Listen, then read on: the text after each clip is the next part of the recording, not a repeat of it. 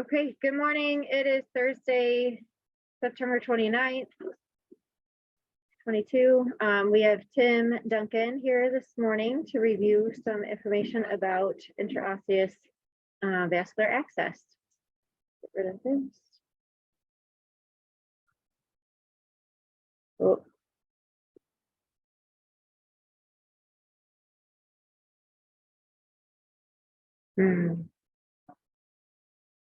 Just hit that control and now I don't know how to get it back. Do you want to do your slides? They can see us. Yep. And we'll go from there. Okay, guys, good morning. I know we've had a couple instances here in the last several months with patients who have had some declines in the PACU, and we've had issues with vascular access.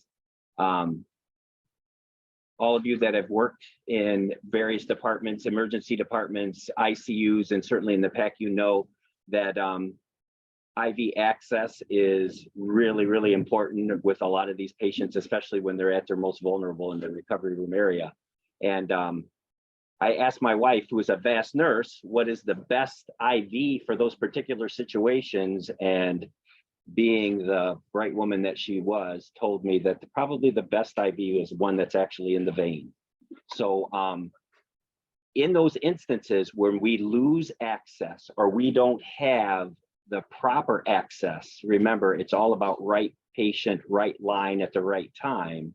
Intraosseous is a really nice go-to in those emergency situations, because anybody that's that uses ultrasound guided IV or anybody that has witnessed central line access knows that there is nothing stat about either one of them. So this is a stat line. This is the easiest line that you'll ever place. And if you put it in a certain place anatomically, you're going to essentially get all of the effects and all of the response that you're looking for. So here's all of our objectives. Indications. Certainly in the PACU, we're looking at urgent and emergent settings. But anytime you need a line and can't get a line, this is always an option for you. It's really nice to have in your belt when you need it. Just know that it should not take the place of peripheral access when peripheral access can be placed. Catheters are pennies. These are about $125 a piece. So your managers will really start wondering why you're putting in all these IOs when the patient has IV access available to them. It is good for now up to 48 hours if you cannot get peripheral access. That is now a new FDA approval from IOs have been around for 100 years. This particular product's been around for about 25 years. And up until like the last 18 months to 2 years, this was only a 24-hour line. The other things that we have to look at as far as working in a hospital setting is these are not MRI compatible because they're made of stainless steel. The three sites that we'll look at in the adult population are proximal humerus, proximal tibia. The distal tibia is available to us if we need it. I have only seen that happen a couple of times in my million-year career. But the proximal humerus and proximal tibia are the ones that we're going to be looking at most often. And when we think about the two sites of insertion, we also have to think, just like with anything else, some of the contraindications for placing an IO. Certainly, if grandma falls and breaks her humerus, we're not going to put an IO in her humerus. When we start infusing fluids, it's going to go out the path of least resistance, and we're going to have an infiltration. Piggybacked onto that, anytime that you pierce the skin with a needle and you make this sound with the drill, you have to assume you've made a hole in the bone.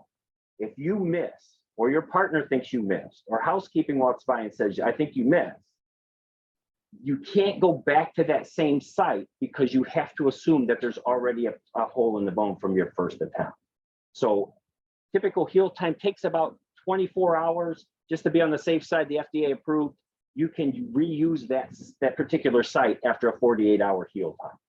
So anytime that you have a successful placement with removal, or you have an unsuccessful placement in a particular site, you have to give it a 48-hour heal time. Now, that sounds a little daunting, the fact that if you miss on one spot, you only have like 3 other spots that you can try. This is 98% first pass success rate.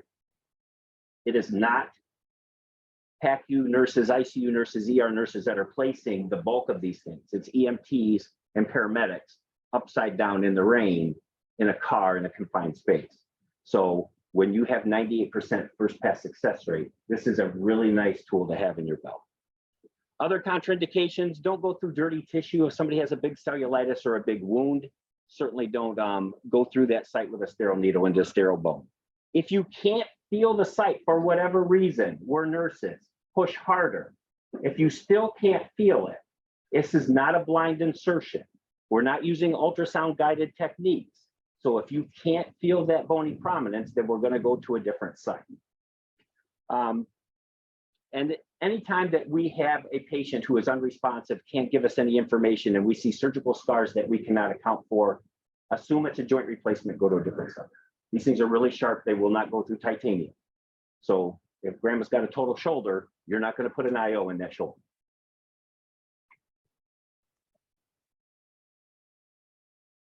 Here's the 4 easy steps. We're going to select our site. We're going to prepare our site. It's not a sterile procedure. This is just like a peripheral IV start, our access, and then our delivery. Remember, we only really have 2 sites in the adult population. So we're looking at the proximal tibia and the proximal humerus. Think of it as proximal tibia good, proximal humerus better. So 2 things that I want you to remember from this little presentation is A, don't wait till somebody's dead before you use an IO. These are not for dead people. These are for people who need access, who cannot get you, who you can't get access with. The second thing is always and everywhere. It doesn't matter what's going on with the patient. If you can place it in the proximal humerus, place it in the proximal humerus. When you look at how quick we go from shoulder to central circulation and the receptor sites of the heart versus placing it in the tibia, it just stands to reason this is a better place to go. When you look at connecting vessels, if you guys remember from that one class or that one test in ortho about the Haversian and Volkmann canals between intraosseous and intravenous, those vessels in the tibia are much smaller than the connecting vessels in the shoulder. These connecting vessels are actually branches of the axillary vein in the proximal humerus. Your axillary vein becomes your subclavian vein as soon as it dives down below the clavicle. So you essentially have central venous performance. I'm 6 foot and about 205 pounds. 1 IO placed in my proximal humerus will deliver somewhere between 6.5 and 8 liters per hour. That is not, I'm getting paid by U of M today. I'm not getting paid by Teleflex. So I'm not just blowing smoke. It is legit. Under pressure, that will deliver between 6.5 and 8 liters an hour. In the tibia, I'm looking at probably a liter, 1.25 to 1.5 liters an hour. So significant increases. Not only are you getting medications to the receptor side of the heart within seconds, but you're also delivering far greater volumes coming from the humerus than you do from the tibia. Now, we're built to have IOs placed in our tibia. When you do this, you can feel it's bones right there. And I can guarantee you, if you give this thing, this driver, to a resident or to your attending, the first place they're going to go is to the tibia. Fight that temptation. This is where we should go every single time. Unless there's a reason why we can't, this is where we should go every single time.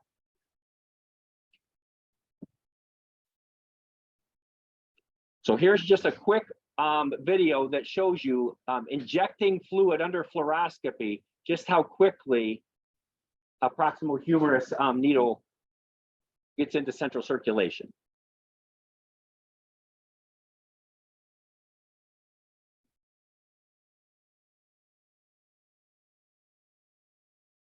And that's just not going to happen when you're placing it in the tibia. So if you have a patient that's in SVT and they weigh 600 pounds and you cannot get an IV in them, and we're going to give them adenosine, if you place that line in their tibia and you're trying to flush and flush and flush and get that adenosine to the receptor side of the heart, you're not going to see the effects that we're hoping to see just because of the short half-life of the medication and how long it's going to take to deliver. In the humerus, it's going to work.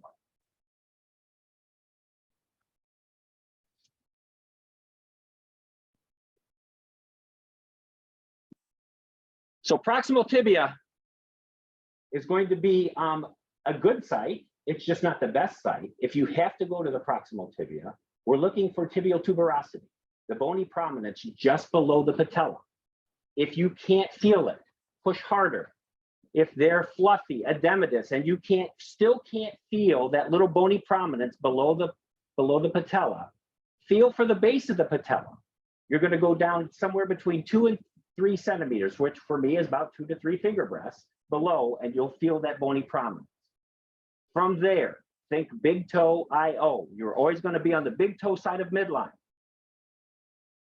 So if you take and place your finger on the tibial tuberosity and come directly medial and feel for the borders of the bone, anywhere between your fingers is an insertion site. So you have a pretty good landing area. You're going lateral. Go medial. Big toe side of midline. Yeah, I did. I don't feel it that far. I feel it right there. There's tibial tuberosity. There's the tongue. Yeah, okay, that's right. So the old days, they told us go 2 finger breaths below tibial tuberosity. Remember, as your tibia becomes more medial and then more distal, not only does the bone itself get more narrow, but it gets less deep. So the marrow space itself becomes more shallow. So when you're looking for access, you have a greater risk of a through and through insertion or lodging in the posterior cortex of the bone, in which case it won't flow. 90 degrees to the surface of the bone. So if your patient is lying, toes towards the sky, your angle of insertion is actually going to look at a little bit of a different angle.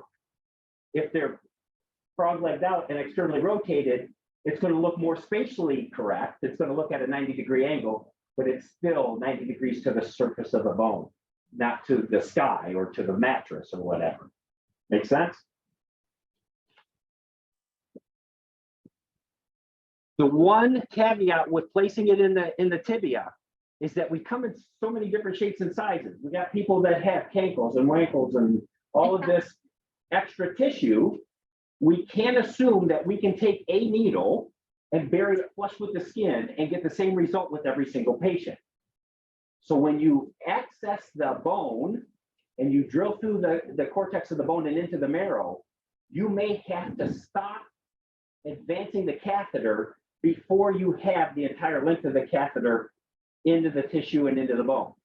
So you stop once it pops through the cortex of the bone, and you don't need to advance it any further, because my mother-in-law is 4'9" and weighs 115 pounds. If you took either one of these needles and put it flush with the skin, it's going to go through and through the bone.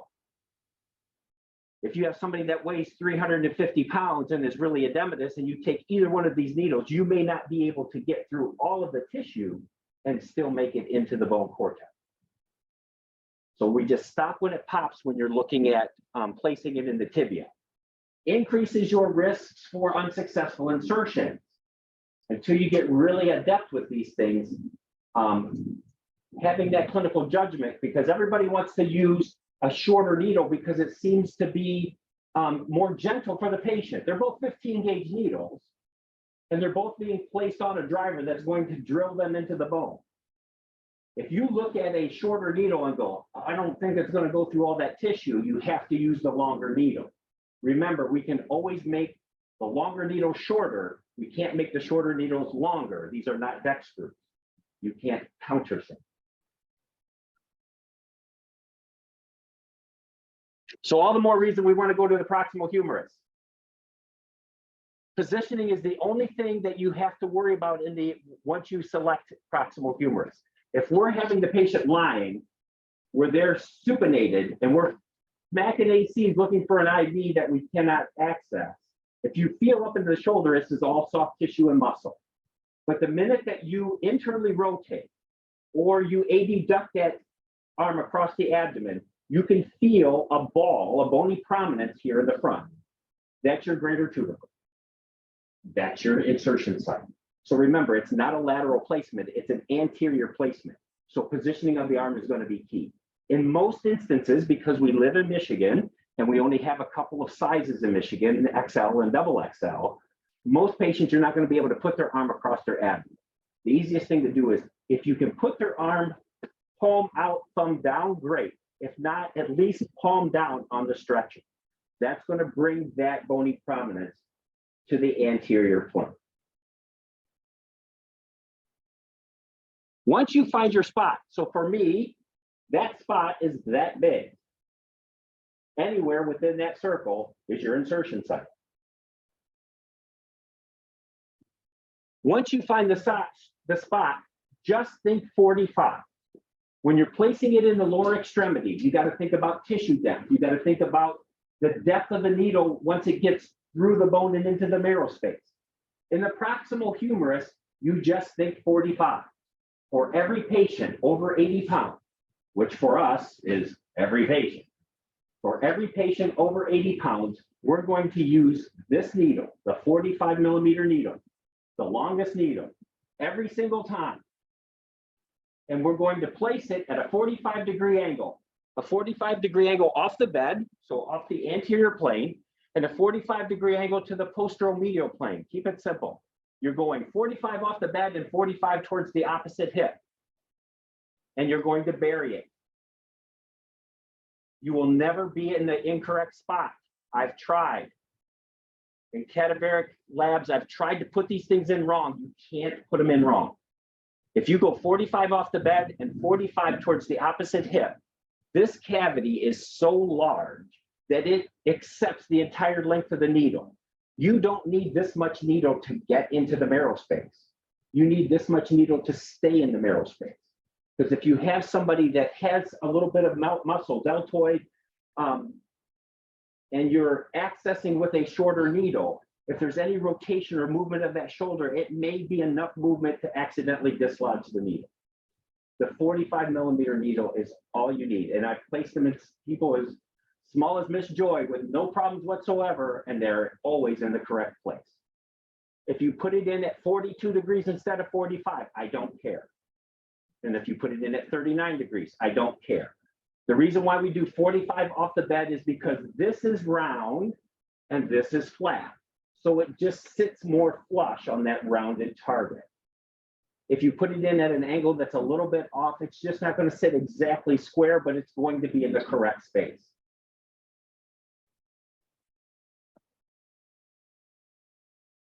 So that the insertion, let's see, the insertion is always going to be the same. We're going to see if we can get this up.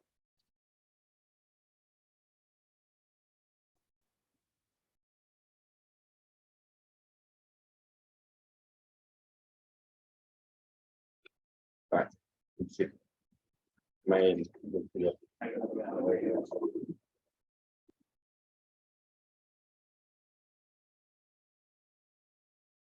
You guys see okay? Yeah, let me do stop share.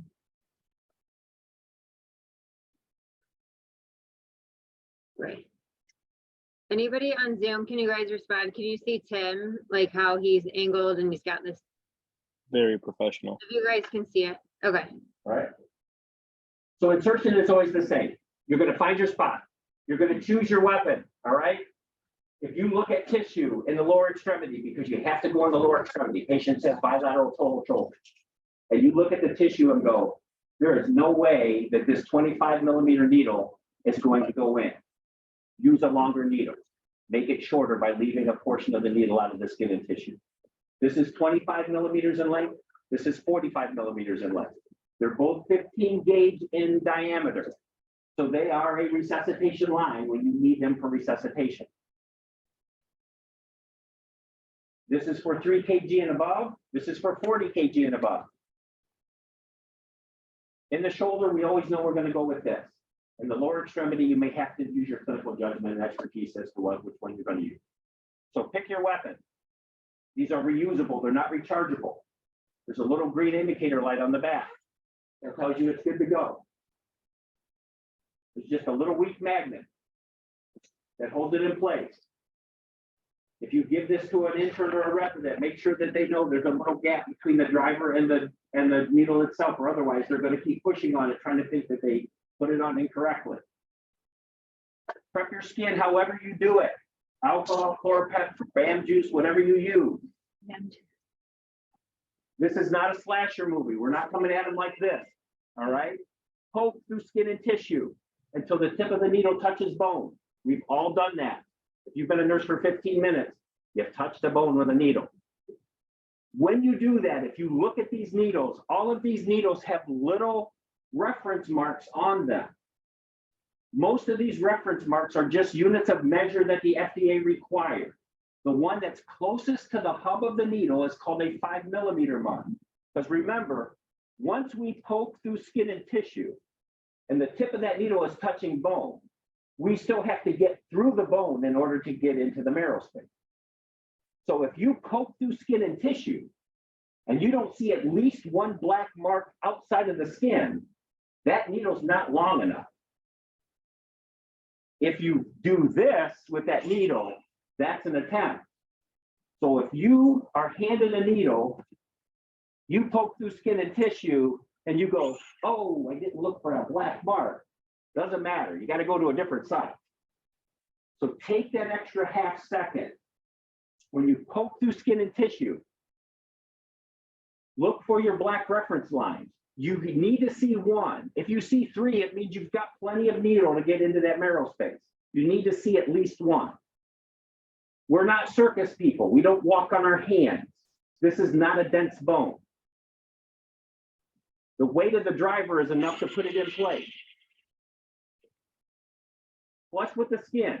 Hold on to the base of this, because remember, this thing's got a magnet on it.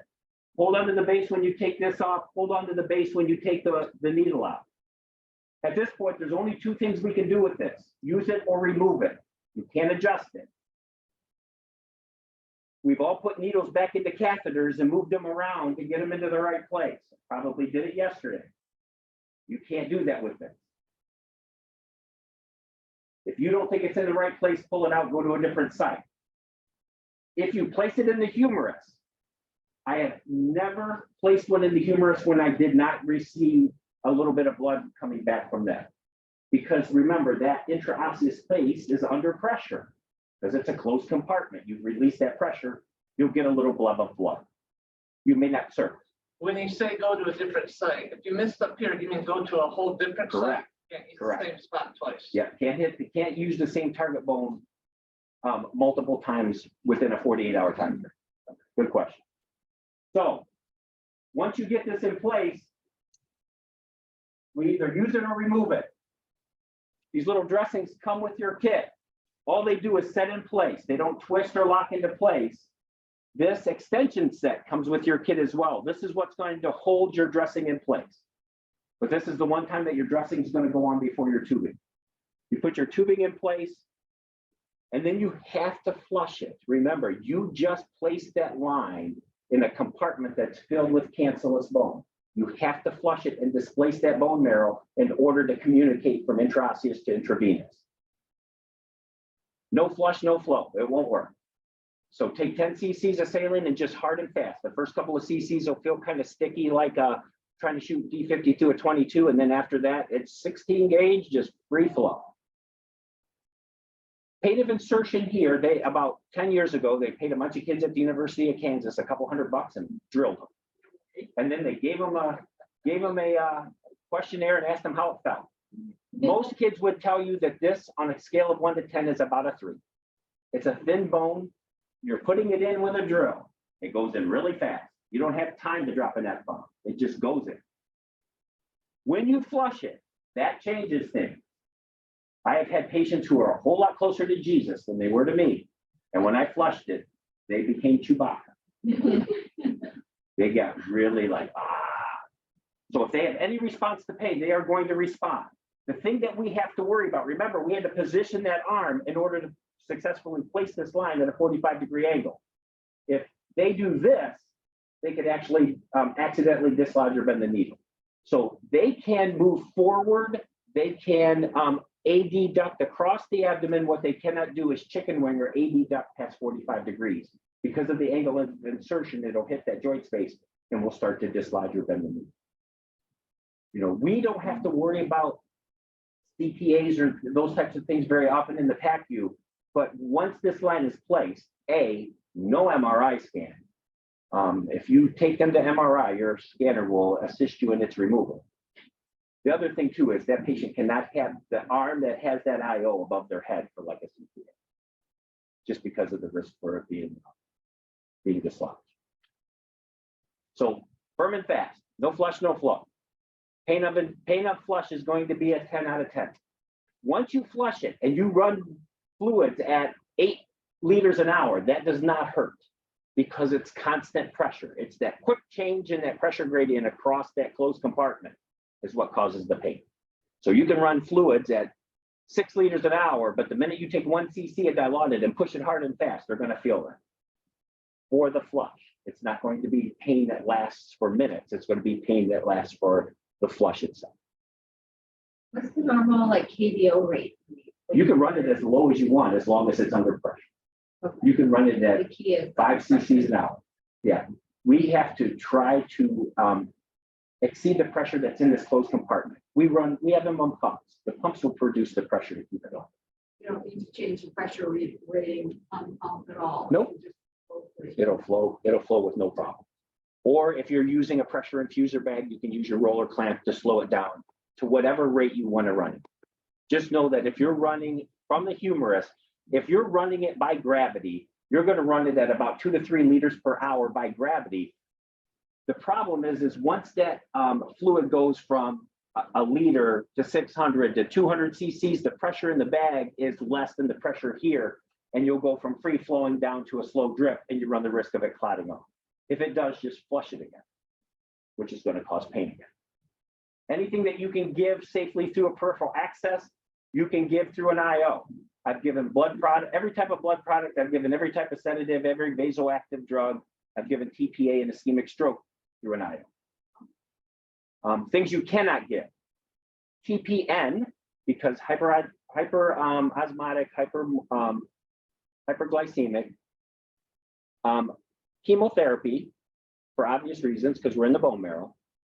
And then if we're running hypertonic, hyperosmolar things for an extended period of time, like 3% saline, like mannitol, like D20, ideally within a 2-hour time frame, we should start looking at alternatives for that.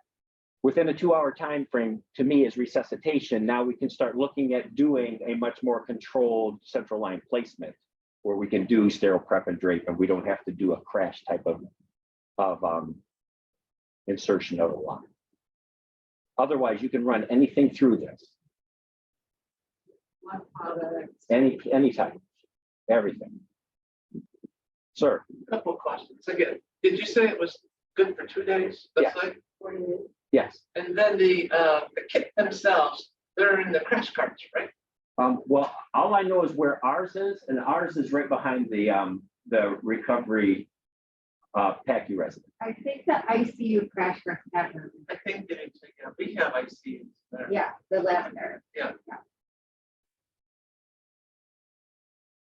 If you have to remove one for any reason, a 10 or 12 cc syringe, these catheters are Luer locked.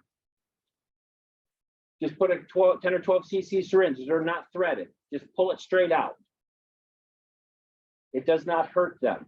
Lock the syringe on. Just lock the syringe on and pull it straight out. And I tell everybody, pull it out like you're starting a lawnmower, because you really don't want to stab yourself with a 15 gauge needle. Right. Any questions for me?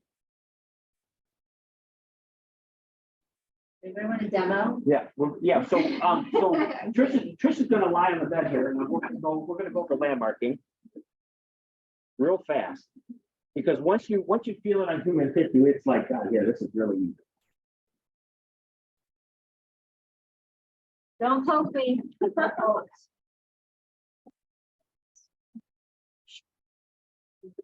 Jason, can you see? Anybody? Yes, I can. We can see you guys. So Yep. easiest thing to do is either A, palm down, or if you can, palm out, thumb down, all right?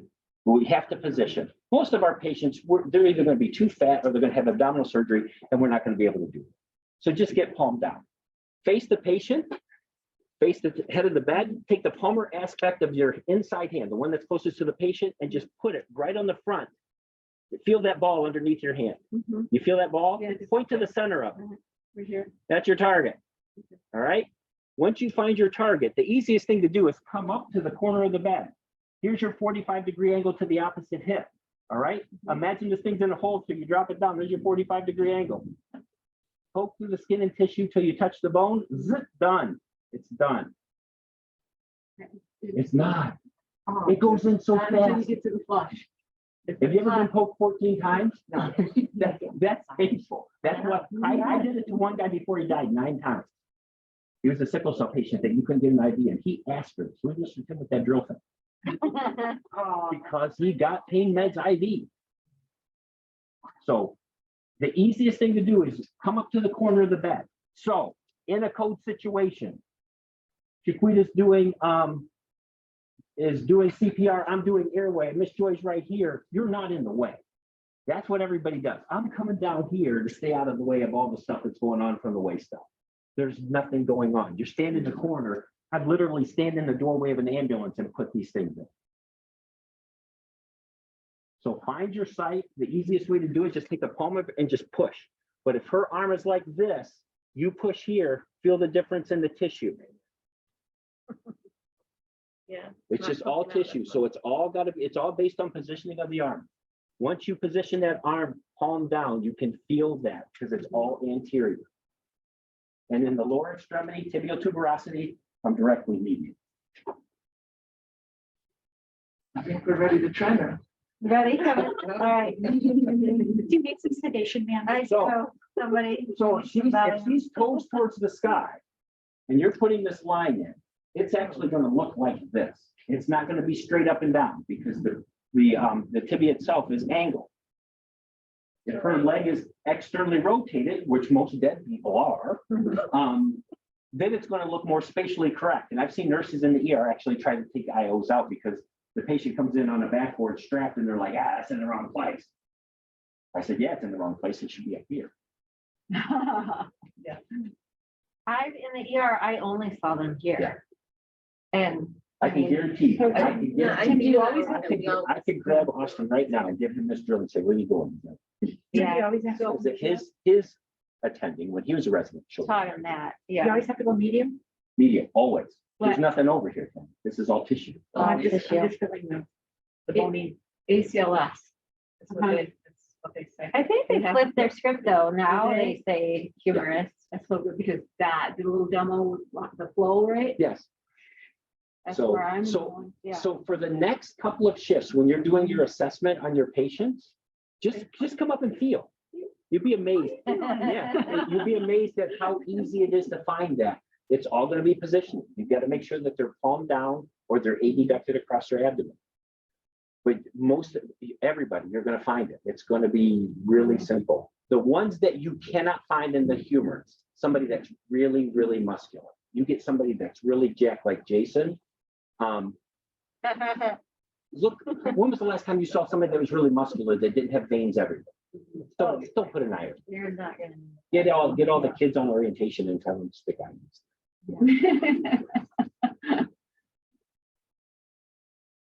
Okay, All right, cool. any questions? Thank you, sir. Yeah. So can we Yeah. do this? If you are ACLS, if you're ACLS certified, then yeah, you were probably trained poorly in it, but you were trained in it. Trained to incubate too. Oh, what is my ACLS? I originally, yeah, but then each hospital has its own guideline or policy, RT. That is not allowed. Seniors, they were not allowed to eat intubate. They better. I don't think they are here either. They better live here then. Yeah, Very you're good. very welcome. Very good. Did you? Are you? It's recording. Can you send a link to me? Yeah.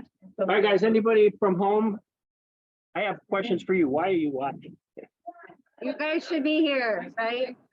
Will they bleep? When when you place one and take it out, how long do you have to wait theoretically before you could reuse that site? Is there like a healing time? Oh, 48 hours. From the time you remove Okay. it, you can re-access that site within 48 hours. Okay, sorry if I missed that. Wendy asked this, when you remove it, will it bleed? You won't have any more bleeding than what you would have with a with peripheral access unless they're, you know, anticoagulated or they have some kind of blood dysplasia. So you don't have to do anything, Band-Aid 2x2, whatever you need. They do not need a post-removal x-ray or anything like that. The only thing that they have as far as a restriction, they cannot have an IO in that site in 48 hours. They can go lift weights if they want.